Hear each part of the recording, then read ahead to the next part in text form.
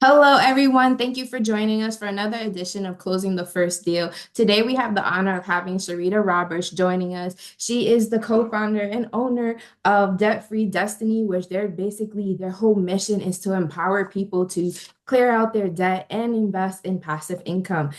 So with that, we have the DC native with us. We're going to be asking her a few questions about her first deal, and depending on how she answers, we might go venture in. But with that being said, like, what inspired your journey into real estate?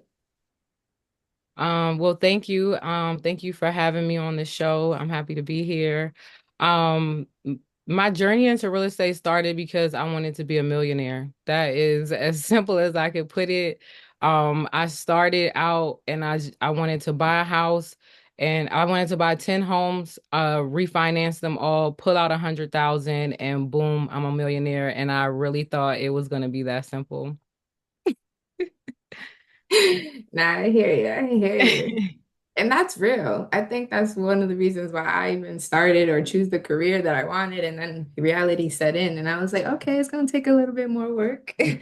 Well, I was drinking the Kool-Aid because I did do my research and I was going to the local RIAs and all the real estate groups, and everybody was talking about the upside and how much money you could make and how profitable they were. And they had like 100 doors and it was very aspirational. However, nobody was talking about their systems they had in place, how they found tenants, how they evicted tenants.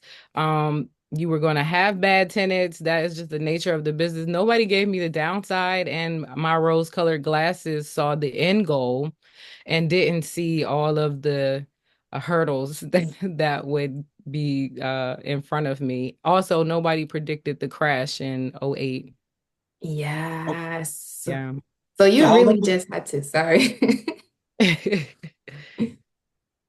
how long ago did you get started?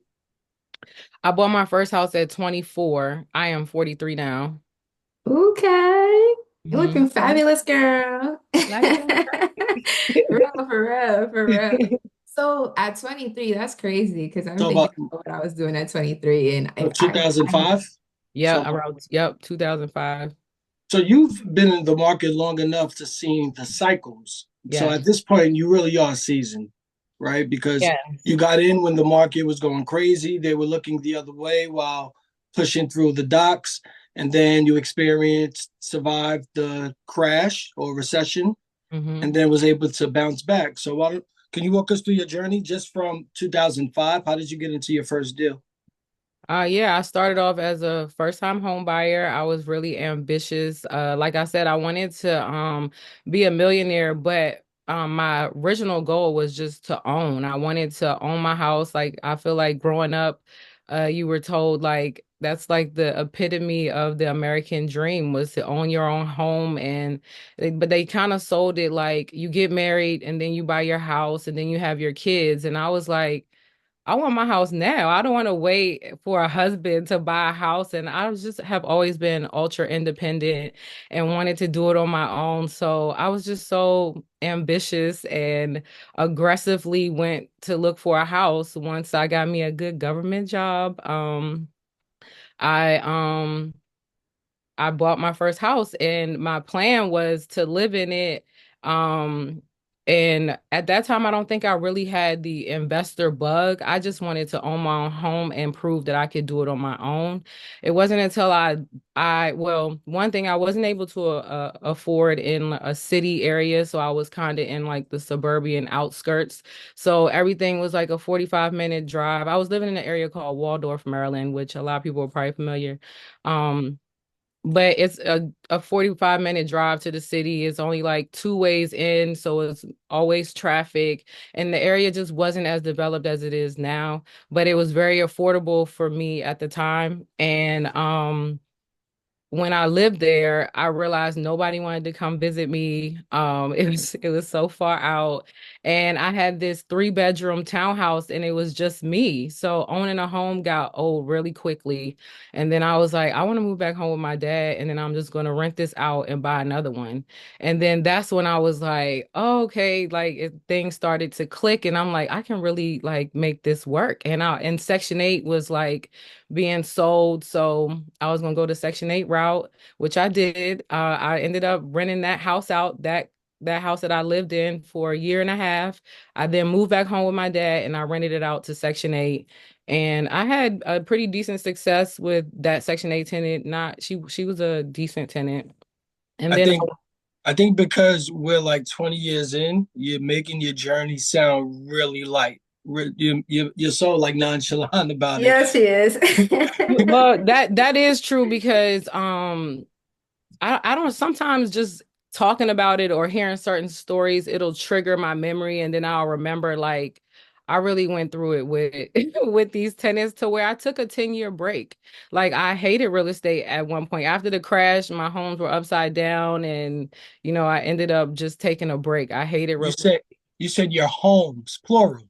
By the Yes. crash. See how you're speeding through? We just Yeah. jumped another Yes, four or I five know. years. I yeah, All right, that so let's rewind because it sounds like right out of college, as soon yeah. as you got your job, you was ready to purchase. So walk us through how you were preparing financially because we're in the same age group, and I Yeah. definitely wasn't thinking about preparing to buy a house. I wanted one, but I Yeah. wasn't in the mind state to make the sacrifices. So what sacrifices did you make in order to enter the market? So I've always been very ambitious. So I was working 3 jobs to save to get the down payment and the closing costs and things for that home. Um I was a first time home buyer, so I believe I got a little bit of help, but it wasn't like a lot. I got definitely the seller concession. I did get that. But I was basically working the government job 7 to 3:30, then I'll work a concierge job from 3 to 11. And on the weekends, I would do what was called liquor promotions, where I would go into the club, we would go to liquor stores and promote alcohol. So I was hustling to get this house, and I very much so was house poor. That was another lesson that I learned that I totally forgot about. But I was very much so house poor when I bought my first house. I was able to furnish it, but I purchased everything from Craigslist. At the time was the it wasn't Facebook Marketplace, it was Craigslist. So I furnished the house off Craigslist and me getting in there with some elbow grease and my father was an electrician. He was very handy. So he helped me, but I just saved. I worked and I saved. And when I moved into the house, um, I had the government job, so I made enough to pay the mortgage, but I didn't have enough to like live lavishly. I was, So, what was childhood and guidance like? Because fresh out of college, getting a government job, that's also not normal for yeah, the average college graduate, right? So yeah. it sounds like you had your mind made up even throughout college, right? So what was like growing up like? Or did you go to college? Were you preparing throughout college? Yes. So yes, I did go to Howard University. And well, caveat, I went to Hampton first because I wanted to go to Hampton so bad all my life. I got there and I was severely disappointed. So ended up transferring to Howard. My father was an electrician. My mom worked for the government. Living in DC, government is like the main source of income. However, I lucked up. The summer that I came home from Hampton University after my freshman year, I got a summer job, a temporary job working at this government agency. The young lady that I was replacing had an accident and they brought me in as a temporary fill for the week. That young lady never called back. So they kept me on for the summer and then I didn't want to go back to Hampton. So went to my supervisor, asked her if I could stay on and what did I need to do to stay on. They put me in a student program. So I was able to work and attend Howard. So I went to school on Tuesday and Thursdays and I worked Monday, Wednesday, and Friday. So I worked the entire time I was at Howard. I didn't have the typical college experience. I was working, but I was also driving the expedition. So Oh, I that's mean So good. what gave you that drive growing up? Were there discussions about getting into real estate, getting your own property by a certain age? no, I don't know. I was so driven. I mean, my parents, I went to private school. I went to Bishop McNamara in Forestville, Maryland. Um, my parents we were middle class. Like I said, my mom worked for the government. My father was an electrician. My father kind of had his own business. He just didn't run it like properly, kind of like how most of us run our businesses. We just have a skill set. We tell people we have this skill set. They pay us, but we don't operate like a business. Like he didn't have a name, he didn't have business cards, he didn't have like a process. So I feel like from that, because I would always say, why don't you do this? Or why don't you have this? Why don't you have a way for people to pay and then you can cash the checks immediately? Because I noticed he was letting the checks sit on his dresser for too long. So I'm just like, what kind of business are you running? But this is just the way I don't know. Money has just always been a motivator, and I learned very early that I needed to have money to do the things and live the life that I would like to live. So did you go the convention, or was there even FHA back then, or was it just convention? Oh yes, it was. No, I'm just saying. I thought FHA came out after 2010. Yes, they had FHA and conventional. I don't remember what type loan type I did back then. I wasn't back then. I just wanted to get the house, so I didn't even care about the program. Now, if you ask me what my houses are in, I know all the ins and outs. Like now I am a professional, but back then I wanted to get to my $1 million. I didn't care about how we got there. Like, let's get there. Also, like the rules were less strict. You didn't have to provide as much documentation. It was different times back then. So that's how I was able to get 3 houses in 1 year. Well, they weren't doing the debt to credit ratio. They were like, Yeah. let's just, she Yeah. wants it, here you go. Yeah. You got the money? Okay. We'll give you a house. That's awesome. So like, I guess now you're a debt-free consultant coach. So like back then when you were buying your house, did you have the spreadsheets already or were you just winging it? Because it sounds like you were already money, Yeah. you knew about I money. I have I've always been like a list girl, and I love crossing things off and paying things off and having my money and my money having somewhere to go. I just love that. Even in my job though, I'm like now I do the budget for my program because I just love executing money. I love dealing with money. But back then, no, I didn't have a sophisticated spreadsheet. I would just write it down in like either my journal or either on my post-it notes. They would be everywhere in my house. And either it would be I need to pay this off by a certain date, or this is what I need to pay at my next paycheck. So that's good. I feel like a lot of people need to start having like budgets and spreadsheets and writing their goals down. Reviewing it daily Yeah. has been amazing. Like even myself thinking about it, like just looking at the goals and what we've been able to accomplish is like chipping away, chipping away. We're getting there. Yes, no, I agree. It's one is power and writing it down. Two, you set the tone for your year. So like, well, if you're doing yearly goals or 5 year goals, but either way, like every day you wake up with a sense of purpose. Like you know what you're working towards. At least for me, like every day Yeah. I know what I'm working towards. So it just I don't know, it just makes life more fulfilling. And then if you get some extra money and you're able to like knock something off sooner, then it gives you more ambition to continue. Yeah. So for your debt worksheet workbook, like what can people expect out of it if they were to like purchase it? Tell the people what they're gonna get. Yeah, so the book is kind of all encompassing because I wanted it to kind of be like a journal or somewhere where you can just jot down your thoughts. You know how sometimes you're just out, well, usually for me, when I'm on my walk, I get the best ideas when I'm on my walk and I'm like, I need to like jot this down. I need to like write it down. So in the journal, I wanted to put in one, you identify your vision, your long-term vision. Like where do you envision your life? Where do you see yourself? Because I feel like that kind of helps when you are paying off debt because it's just a long journey. It's sometimes boring, but if you have that end goal in sight, like maybe you want to travel to Greece, or maybe you want to build an extension on your house or whatever. That money that you are given to credit cards or Afterpay, is trickling away, and that could go to something that you really enjoy, or the money could just be yours and you simply just decide where to put it.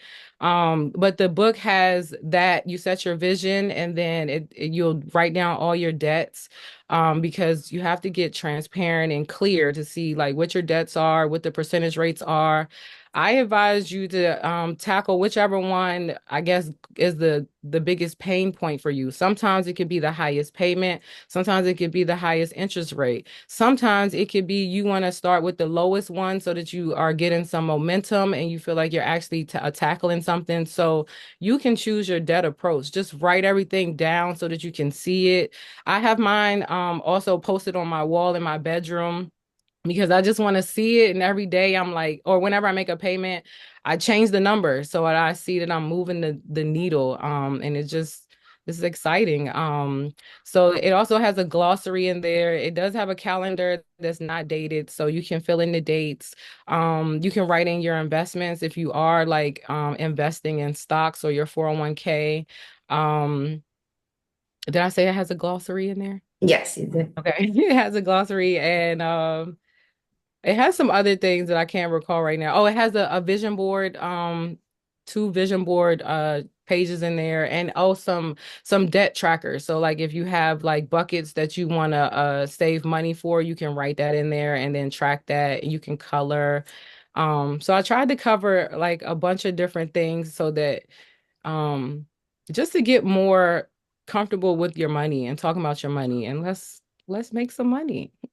I hear you. I feel it. I love it. I also love the fact that you said that the calendar doesn't have the set dates because you know how many planners I have Yes, thrown away because yes, I don't like the fact that it has the wrong date on yes, yes. it. And they're like plain, like it's crazy.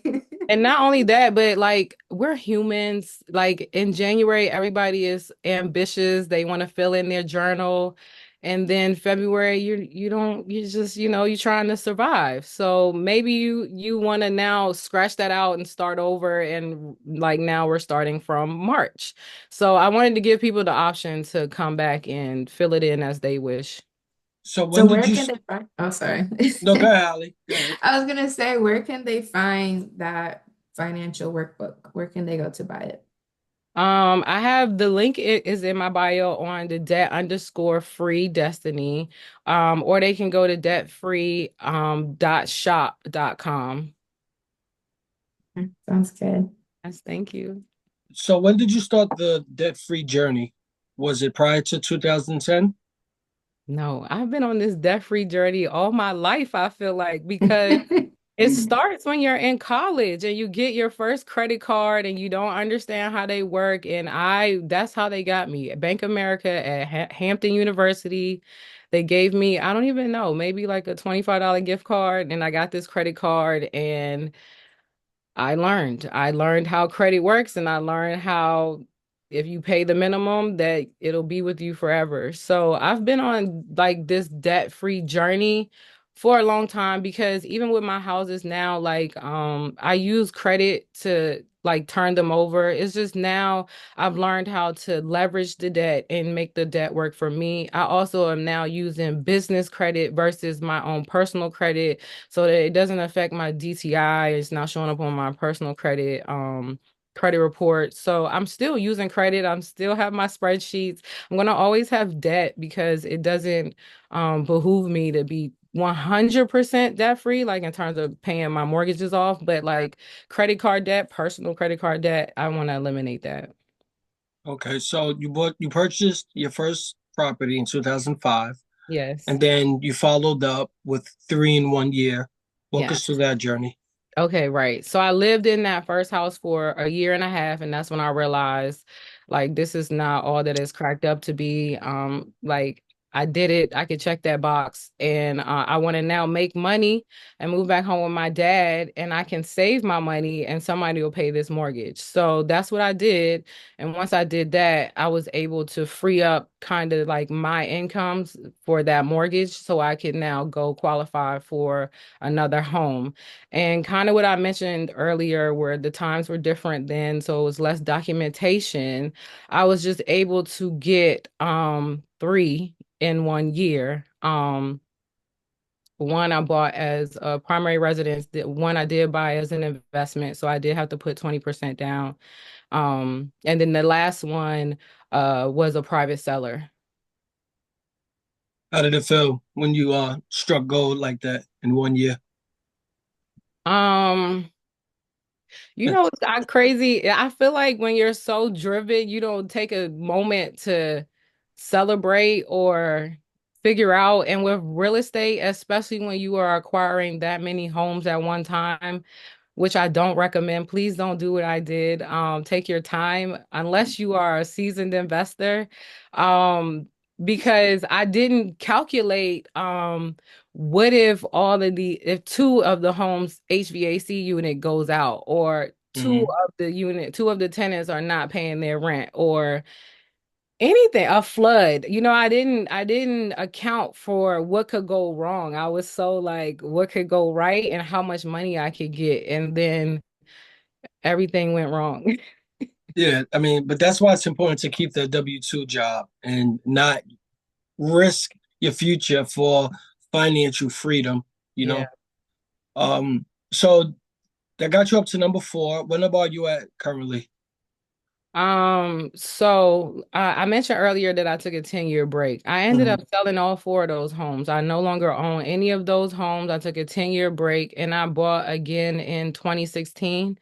In DC this time because I felt that DC held its property value. I love the market. It continues to thrive. So, and I also now wanted to um buy a home with the ability to make me money. I feel like my first home, I couldn't do anything with that home. It's a 3 bedroom. All the bedrooms are on the same level. I'm not living with a stranger, so I had no way for that house to make me money. So, the home that I bought in 2016 was in DC. It had a basement that I could turn into a apartment. Essentially, I call it a suite. Hmm. But it's a studio basement apartment. It has its own separate entrance, washer and dryer. And I rent it on Airbnb, Oh, and that's nice. I live on the top two floors of the property. Okay. That's awesome. So how has your journey been with Airbnb? Because I've heard like great stories, I've heard horror stories. I mean, the internet will have you thinking I that everyone is just know. rolling in So dough. it's kind of a good thing, but it's kind of a bad thing. I feel like the internet pushes fear. Like Mm, any idea you have, you will find so many reasons why you shouldn't do it. However, I'm doing it, and there are people doing it. So if you just push past the fear that you see online, there are people that are doing it and they are successfully doing it. I think the key is whatever you do, you just got to be consistent at it, and eventually it's gonna work. It's gonna work out. That's just how the world works. that's cool. So does DC have like laws in place that prohibits you to have so many units to be Airbnb, or do you have to get like a permit? Yes, they did. They did regulate it. Because I only had that one, I wasn't affected by the regulations at the time. You could just list it on Airbnb. You didn't need to have any type of permit. Since then, I have had to get a permit. So now my Airbnb is licensed and I do have a permit. And now every year you just go to the website and just click renew. It's a simple just paper drill, another way for them to tax us. Yeah. But, if we're making money, they want to make money too. So I get it. I hear you. I hear you. So do you intend to purchase additional properties for Airbnb or just for like regular rentals? Oh wait, so I don't think I finished with Okay. the last question. So I bought the house in DC in 2016, and then I bought a townhouse in Baltimore in 2020 off auction.com. Okay. That's a whole story in itself because I didn't know that you couldn't buy a house. I was planning to buy the house on auction.com, use a hard money lender to fund it. However, hard money lenders want to inspect the property, and with an auction property, you can't access the property until you own it. So I then Mm, had a problem. So I went to my dad and I had him do a home equity line of credit on his house so that I could purchase the property. And then that weekend, I happened to be going to brunch with a friend, and he mentioned that he had a friend that had loaned somebody some money. And somehow we got to that he had some money. And I was like, would you loan me this money? And he was like, ah. yeah. So we did a contract. He loaned me 40,000. And we did a contract. I ended up getting the property. Everybody told me not to buy this property. Like lender, I got turned down so many times. So many people told me not to buy this property because you can't see it. You don't know what's inside. And I was like, but what if it's good? Yeah. And it was good. That property I Eh. bought it for 120. I put a little work in there, like 10,000 to start, maybe 10, 15, maybe. Um, and then I rented it out to Section 8, totally paid the mortgage and then some. And I was able to refinance that house, totally pull out all the money, pay everybody back. And yeah, I still own that house to this day, and it's rented Section 8. It cash flows like over a little over 600 a month. Good Yeah. for you. That Yeah. is so good. That is And amazing. then in October, I bought a 4 unit. October last year, I bought a 4 unit. So I have that one now, and I'm stabilizing that one currently. It came with 3 tenants. I've had to since evict two, and I put one tenant in there myself. So right now I have two vacant units that I'm showing every day. Like today at 3, I gotta go show it. So that's where I am now. So I'm back up to 3 properties total. One is just a 4 unit. That's nice. And also, like in your story and just listening, there's so much power in just asking the question. Yes. Because had you not just like been not afraid to just put yourself out there and ask your friend, like, hey, could I have the loan? You wouldn't have had the property. So the fact that Yeah. you put yourself out there and had the courage to just ask the question, like, that's awesome. That is amazing. She keeps mentioning things so lightly. Yeah, it's just a Yeah. 4 unit.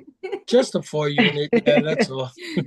Awesome. Do you see yourself getting into commercial buildings, Yes, commercial investment? yes, because so that's one thing. It's funny because when you sent over the interview questions and the first one was like you wanted to talk about my first purchase. I was like, how do I tell them that I'm like about to be out of real estate? I'm like I like real estate for the long-term benefit, Mhm. but the day-to-day is just I just feel like I could put my money somewhere else. So yes, I would love to get into bigger acquisitions, maybe partner with other people so that I'm less day to day. Because I manage all my properties, just because who is gonna do it better? Like Yeah. Well, so. maybe because you know how your Mhm. operation should run, it's going to be easier to hire a property manager. Yeah, I agree. I feel like I'm very good at putting a system in place. Like kind of Airbnb has taught me the same thing. Like Airbnb works because I put systems in place. Like for every problem that I had, I created a solution. Say the tenant is locked out and I'm not in town. I have a solution for the tenants to get access, or I have extra linen for the cleaners, have a backup cleaner in case the cleaner can't clean that day. Like, Mm, yeah, it's a lot. that's good. So another thing you said that sparked my mind is that you said you wanted to get out of real estate and you wanted to do something else. What is that something else? Like what? Um, so I think I purchased right this time. That was the one thing that I'm proud of, and I feel like I may have had a little bit of I don't feel like I made it yet kind of syndrome, which is why I was hesitant to share, why I even on Instagram I'm kind of censoring what like how much do you share because I legit have been through like a lot of things and probably can provide a wealth of knowledge, but it's just, how much do you share and how much are people going to receive, Yeah. So, um, I love real estate, and I feel like because I have now changed my situation around to where they're all profitable, or at least once I rent these last two units, they will all be more than profitable. Because my initial goal was to surpass my income at my job. So I'll be fine financially long term where I don't need those. But the stock market, and Oh. I'm not talking about like gambling, day trading, swing trading. I'm talking about like just conservative covered calls, boring, mundane weekly Girl. investments. Like I just want to like I life to be so simple. I am tearing up because I feel like this is confirmation right now. Because I've Mhm. been looking at options, playing with them, and then I'm like, I want to go all in and do like the covered calls, but then I was like, like, and yo, thank Mhm. you, thank Mhm. you, Nah, like, don't get tempted. Don't get tempted by a I good thing. am, I am Right jumping now, off the cliff everyone's up. now, Everyone's like, been up. The stock market hasn't really suffered, and even when it dropped down to 19,000 for like a half a day, it was right back up to 30 in a few months, right? And now it's what, mid 40s, and we've never been this high. Y'all Mhm. go ahead and play with fire if you want, but I real am, estate is Yeah, I stable and long term. am. And once that money so starts rolling in, and you start looking at it like, man, this is what life is after these two vacant units are filled and Section 8 and the operation's running itself. I really only have to call a maintenance person, then it's going to be a lot easier for you. But don't just stick with what you're doing right now, is my suggestion. Forget the options. Enough of my friends I lost gotta too much check. money and then they start calling yeah, me on the side so I talking feel about like real estate. That's Mm-mm. that I feel like that's the common misconception with stocks, right? That's why I led with not swing trading, not day trading. I'm not talking No. about gambling. I'm talking, and I'm not even talking about huge wins. I'm talking about 1% wins. So, like, if you are slow with slow and consistent money, then that's what I'm talking about. I'm not talking about the big fast wins. You're gonna get 60,000. I'm not talking about that. But if because I'm an investor, a So you're long-term. like 7, 8% return, you're good. I mean, I don't have like a window, but and at 7, 8% is kind of low if you ask me. But no, I'm also talking about like maxing out your IRA, maxing Okay. out your 401k. I'm talking about conservative, like slow. Like I can Okay. like if you just put money in, I don't want to plug like anything specific, but VCI, the Vanguard ETF follows the S&P. So if you just put your money in there, you don't have to do anything else. Like just put your money in there, you're already following like so many other stock companies just by investing your money there. So I'm not saying do anything aggressive or like and wait, do you not see these parlays? People are risking way more money on parlays I in see. the I stock see. market. And I'm like, if you was to put that money in the stock market, like you will be well off. Like these people are like really down bad, like playing with their rent money. So Hmm. that's what I mean. I meant conservative, not anything aggressive. Well, you can't go wrong with having a balanced portfolio, right? I agree. I agree. You should definitely be diversified, which is why I have real estate. I'm just saying I'm probably going to be slow down on the real estate. I definitely want to get one more multifamily, maybe on my own, just maybe for my own ego. Just let me get one more. And then, yes, I want to collaborate and maybe do like large acquisitions, like 150 units or It commercial, sound it commercial seems business. like you live your life with purpose. Mhm. So, with regards to legacy, what do you want your lasting legacy to be? That's a interesting question, and I think about that often because I don't have kids, and I'm like, I'm building all this and I'm amassing all of this wealth, and it's like, what am I going to do with it? And I don't know. I want to start a nonprofit because I am a landlord. I feel like the human in me of the landlord business, I had to kind of cut her off because you can't, it's a business. Like I can't be like caught up in you lost your job, or you know what I'm saying? I can try to help as a landlord, but as a landlord, there's only so much I can do. And I feel like there are a bunch of housing programs out here that help people with like rental support or something like that. So I would just like to do that. Long story short, I would like to have a nonprofit that will help with rental assistance, but on the back end, we will have financial literacy classes to help you with maybe circumventing getting back into the situation in the future. However, that is not right now. That is going to be long term, just for somewhere for me to park the money, a foundation. So then that money can, well, I don't know, we'll set up a process to where you'll have to apply and then you'll get the money based on need. You'll have to have some criteria that you'll have to meet, but I guess I could just park it there and then I'll at least know that it'll be helping somebody, because there are some people that really have a real financial hardship that I would like to help. But if you out here doing parlays and you can't pay your rent, that's I'm not talking. But that, Oh, so ultimately, that's what I would like to do. I feel like somehow I have to give back, and eventually I'm gonna reach a point to where I'm going to be more than abundant. So yeah, yes, claim it. And I am so with you with the whole options trading. I just have to put this plug in. So Dr. Boyce Watkins, I've mhm, been following him for the last year or two. And yeah, like before I started following him, I did play with options. I made money and I lost money too. mhm, But I'm also a crypto girl and I am very happy right now. So like I feel yeah, like I'm with you. You just have to diversify your income and don't try to go for the quick wins. Just do it slowly, take your profits.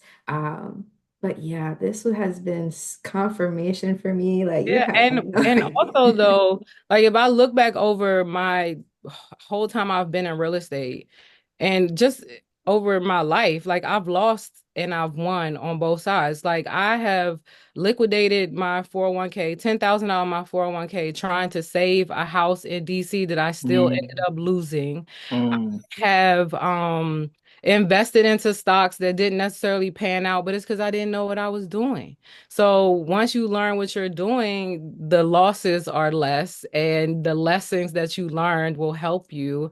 So I'm speaking from straight experience. I have lost. I've been in debt. I've had financial setbacks. I have lost a house. I have gained houses, so it's flip sides on both sides, and I've been on both sides, but you can bounce back. Like I took a whole 10-year break and I'm back. So That's true. That's true. And fuck also in that talk, girl. 2020, one more point. In 2020, when the market crashed, I saw my 401k drop significantly. Like I was like, I'm never coming back from this.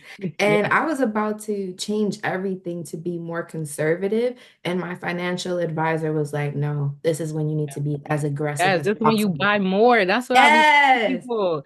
I And just did on my post the other day. I was like, this is a reminder. It doesn't matter who is in office. Get your money right. Save your money, buy assets, just get into stocks. And somebody commented, no, don't buy stocks. And I was like, I'm not having this argument. Like, I'm not a go back and forth with people online kind of person. So, I mentioned other things. Don't just focus on stocks. I'm not saying to put all your money in stocks, but there's money to be made in stocks, real estate, everywhere, any type of asset. Like just buy assets is what I'm saying. Whatever your risk diversify. yeah. Yeah. Nah, this was definitely confirmation for me because I love stocks. I love making money in my sleep. Yeah. And 2020 showed me the power because my portfolio was like down to like five figures. And since 2020, it has grown over 60%. And I'm like, wow, that's wild. That's only like been like what, 4 years? Like Yeah. it's grown so And much. right, because Crazy. I get what he was saying earlier. Like, yes, it is cyclical. So, and we have been going up, so there might be a correction. Yeah. However, if it is, that's why you just buy good stocks. That's why I recommended VTI. But if you buy tried and true stocks, they will always come back. You just got to wait it out. So don't panic, don't sell. Just wait it out. Even with real estate, I was upside down on my houses. If I had waited it out, I would be if I had just waited, but I Mm. was I was 20 527 at the time. My friends would be like, Sherita, let's go X, Y, and Z. And I'm like, no, I got to show a property, or no, I got to pay this mortgage. So if I had just pushed through my immediate gratification, I could have right now been talking to y'all from a yacht or something. Who knows where I could be. But I also didn't have a mentor. I didn't have anybody to ask questions or to say, like, this is what happens. Just push through, just wait it out. Like, it's going to be tough, but I didn't have that. So You that's know, what that brings us to our next segment, okay. actually.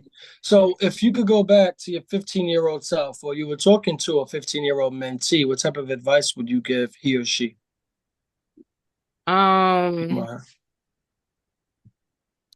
Honestly, I would just let her proceed because I find that when you try and give people advice, like you hear it, but you don't receive it until you actually go through it, live it, experience it. So while I could have given her all the advice in the world, it's like I kind of needed to bump my head. Like I needed to like learn how I learned. But like I said, like I failed, or what I considered was failed, because I ended up having to short sell all the homes, but I was able to bounce back. Like my credit is back. I've purchased all the homes back. Like my net worth is up. So I guess my advice would be to do all the things, experience all the things, learn all the lessons. You'll be able to bounce back. And what would you tell your 25-year-old self? Um, I don't know. I guess I would have told my 25-year-old self to stick it out. Like stick with it. Like don't give up. I know it's hard. I know nobody around you is doing what you're doing, like that looks like you. I was the only person. So I would just say stick with it. I've always been a kind of anomaly. Like why are you so driven? Why are you so consistent? Like how are you so ambitious? How is it that you said you were going to do something and you did it? Like this guy texted me the other day and he said, "Do you remember in '07 when you were sitting in my car and you told me you were moving back home to your dad's house so that you could save up money to buy more homes?" He was like, "And look at you now." He just sent Mhm. me that message yesterday. And it's kind of like you don't realize like how you impact others. And I feel like I say things and then it happens and they like, dang, she said she was going through that. So So now for the future, where do you want to be in 10 years? I think about this often too because like I'm trying to build all this wealth and it's kind of like what else can you do on planet Earth rather than like I've already been to 52 countries.